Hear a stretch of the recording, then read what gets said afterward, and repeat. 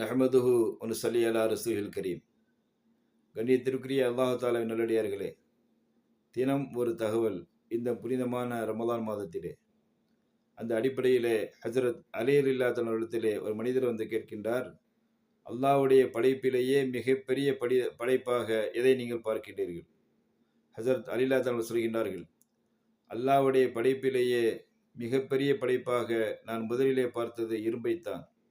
ஆனால் அந்த இரும்பை எப்பொழுது நெருப்பு வந்து உருக்கிவிட்டதோ, உருக்குகின்ற ஆற்றலை பெற்றுவிட்டதோ, அப்பொழுது நெருப்பைத்தான் நான் மிகப்பெரிய படைப்பாக பார்த்தேன்.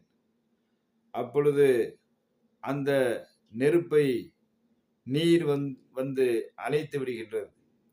ஆகவே நெருப்பை அணைக்கின்ற அளவிற்கு ஒரு சக்தி பெற்ற படைப்பு தான் உயர்ந்த படைப்பு, அதுதான் நீர் என்பதாக நான் முடிவுக்கு வந்தேன்.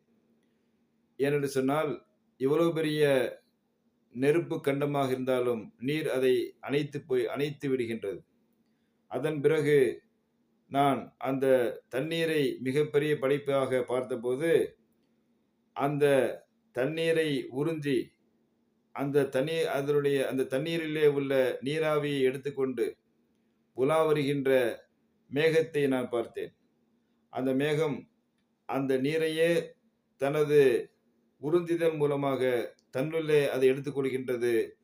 தண்ணீரையும் தனக்குள்ளே அடக்குகின்ற ஆற்றல் பெற்ற அந்த மேகத்தை மிகப்பெரிய படைப்பாக பார்த்தேன்.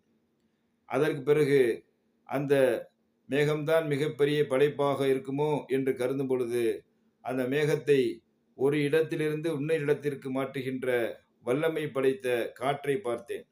அப்படியென்றால் காற்றுதான் மேகத்தை விட மிகுந்த படைப்போ என்று நான் கருத ஆரம்பித்தேன். அதற்கு பிறகு அந்த காற்று மலைகளிலே வீசும் பொழுது, அந்த மலை காற்றை எதிர்கொண்டு வேறு திசையிலே திருப்பி விடுவதை பார்க்கும் பொழுது, அப்படியென்றால் காற்றை விட வல்லமை படைத்தது மலைகள், பூமியிலே ஊண்டப்பட்டு இருக்கின்ற இறைவனுடைய ஆற்றலுக்கு அடிப்படையாக இருக்கின்ற அந்த மலைகள் தான் என்ற முடிவுக்கு வந்தேன். அந்த மலைகள் காற்றையே வேறு பக்கம் திருப்பி விடுகின்ற ஆற்றல் பெற்றிருக்கின்றது.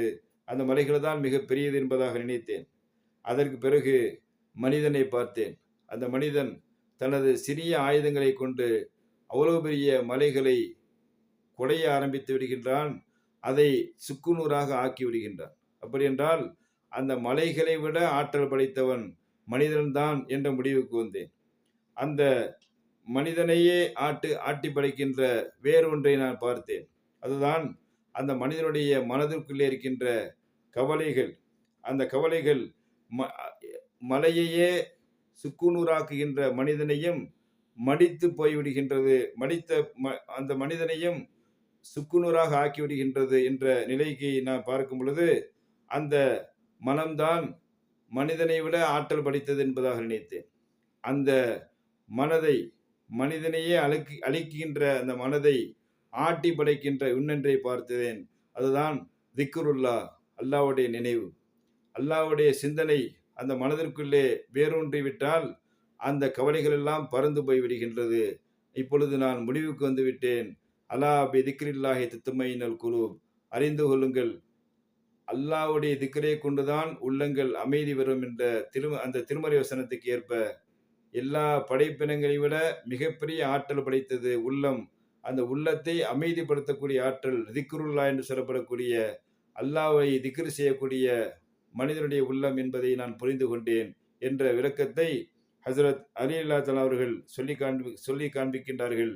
அப்படி என்றால் அந்த அல்லாஹ்வுடைய சிந்தனையோடு வாழுகின்ற பாக்கியத்தை அல்லாஹ் தாலா நம் அனைவருக்கும் என்றென்றும் தந்தள்ள வேண்டும். நமது குடும்பத்தினர்கள், சந்ததிகள் அனைவருக்கும் தந்தள்ள வேண்டும் என்று கேட்டுக்கொண்டு நிறைவு செய்கின்றேன். வாஹிது அல்ஹம்துலில்லாஹி ரப்பில் ஆலமீன். அஸ்ஸலாமு அலைக்கும் வரஹ்மத்துல்லாஹி தஆலா வபரகாத்துஹு.